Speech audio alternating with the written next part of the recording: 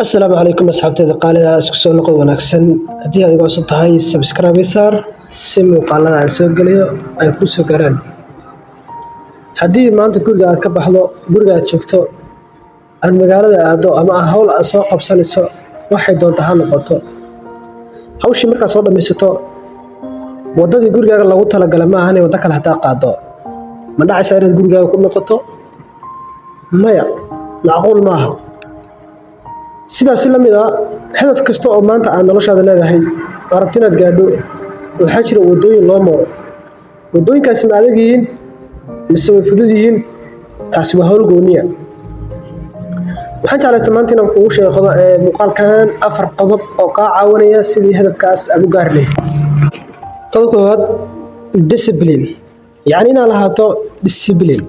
yani inaad wax walba maanta noloshaada inaad control karto haday noqoto galmo haday noqoto wax barasho whatever wax kasto maanta noloshaada arabto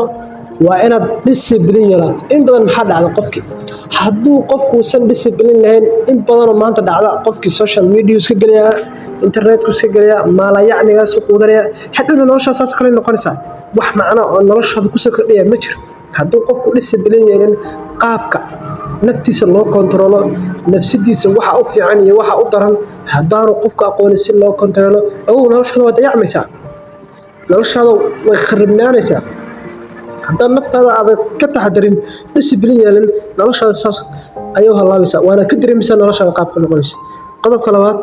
yeelo hal abuur yani waa inuu jiro waxaad ku fiican tahay waxa taqaano wax maanta hadaa tagto ama adduunyada ka tagto lagu tagi karo يعني waxyaabaha maanta ugu baahan hebel waa caan hebel waa youtuber hebel waa sidan hebel waa kan laakiin ma jira xirfad maanta hadaa tagto dunida aad ka tagto lagu tabi karo yani hebel oo dunida soo maray xirfada yaqaanay ma jira taa waa ina u dagaalanto taa waa ina yoolkaaga ugu badan dadaalka ugu badan waa inuu noqdo mid aad ku bixinayso waa ina dadaalka ugu badan ku bixisaa si xirfad aad u yeelan lahayd si magac iyo maamuus iyo hal abuur aad u yeelan lahayd qodobka afraad ee u dambeeyo joogteyn qodobka saddexaad joogteyn yani wax kasta oo bilowdo waxay u baahan yihiin joogteyn hadii wax walba aad bilowdo aad ka mirqsiiso hadana aadan sii wadin way adag tahay inaad ka guulgaadho yani dad maanta u fiirsato taariikhda dadka maanta guulaha nolosha ka gaaray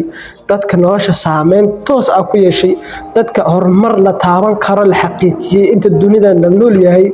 dad magac iyo maamuus maanta aad og tahay aad garanayso leh waxa kaliya ka simeeyay waxa weeye waa joogteyn qof kasta isagoo bilaabay ayuu joogteynay isagoo cabsanay ayuu bilaabay waxan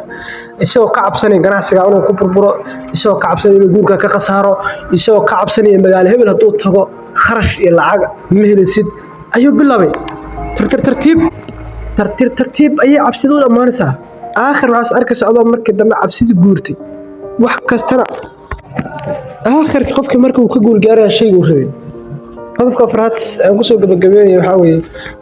jooji sharaxaada badan yani in badan oo maanta dadka kamid ah waxa noloshooda kharibay noloshooda meel la ila gaari laadahay noloshooda qas iyo qalalaaso ay oga dhamaan laada waxa weeye waa sharaxaad wax walba oo bilaabayo qofku inuu sharaxo qof kale inuu u tago wuxuu rabo oo nolosha sameeyo inuu sharaxo aniga waxaan iraahdaa qofka hadad wax walba oo noloshaada ku soo kordhiya aad dadka u sharaxdo way adag tahay hal mid waxyaabaha xataa ugu yar ee nolosha inaad xataa aad ku dhiritaan sameeyso